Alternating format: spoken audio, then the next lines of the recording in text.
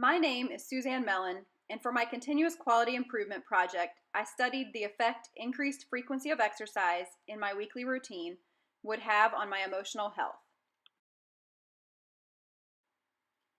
The objectives of this presentation are to present the goal and specific aim of my continuous quality improvement, abbreviated CQI project, provide highlights of my CQI project using the Plan, Do, Study, Act model, present my results after implementing the change for my CQI project, which was increased frequency of exercise, and then I will reflect on my continuous quality improvement plan and share what I have learned as a result of my CQI project.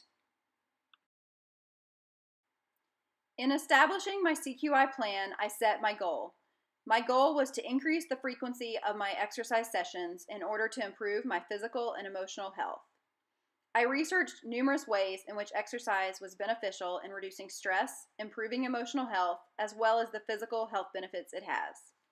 One article, written by Bonnie Berger in 1994, suggested 20 to 30-minute sessions of moderate intensity exercise in order to maximize the psychological health benefits of exercise.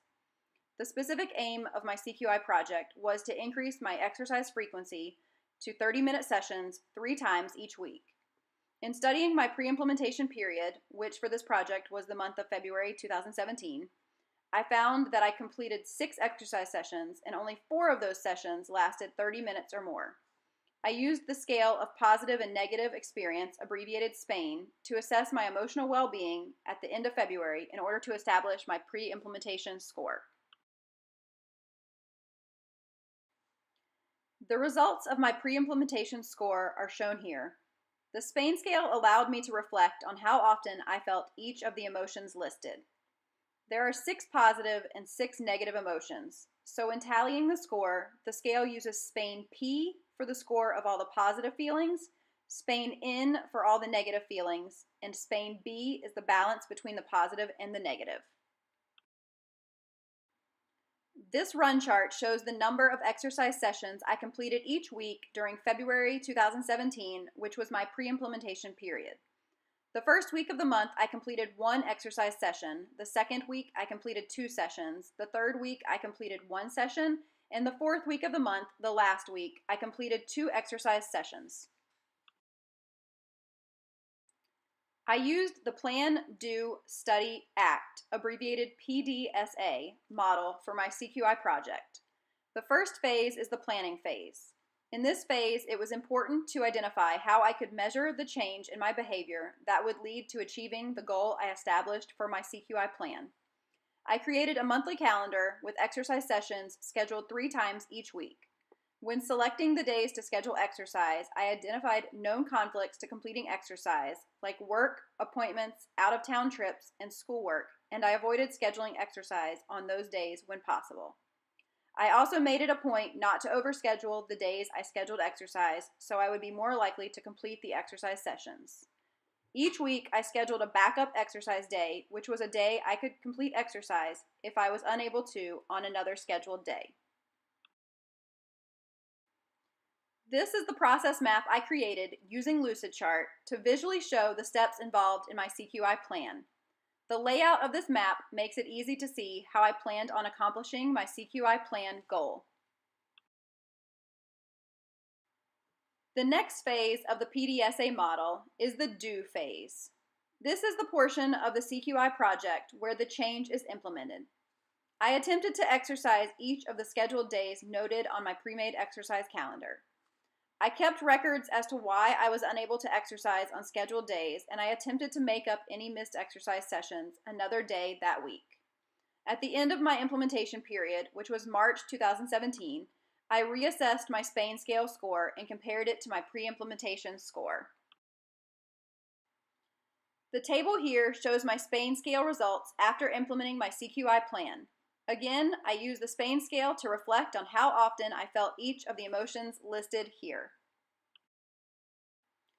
I compared my SPAIN scale scores from my pre-implementation period of February with my post-implementation scores from March. I will discuss these findings in more detail as I present the results of my CQI project in a few slides. The study phase of the PDSA model is where results analysis occurs. I evaluated the number of exercise sessions I was able to complete each week. I analyzed whether I was able to make up missed exercise sessions, and I noted if I was able to complete 30 minutes or longer each exercise session. I was able to complete 30 minutes or longer in each of the exercise sessions I completed during the implementation period. This run chart shows the number of exercise sessions completed each week of March, my implementation period. The first week of the month, I only completed one exercise session. The second and third week of the month, I achieved my goal of 3 exercise sessions each week.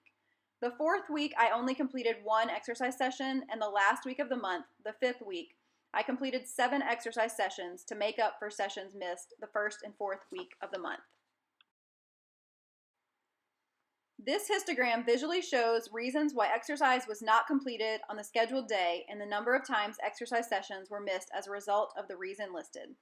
Overtime at work contributed to missing 5 scheduled exercise sessions, which was the most missed sessions for any single reason during the implementation period.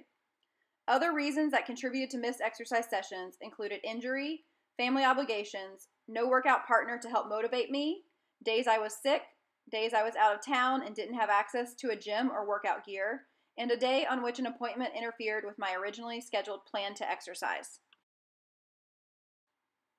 The final phase of the PDSA model is the ACT phase.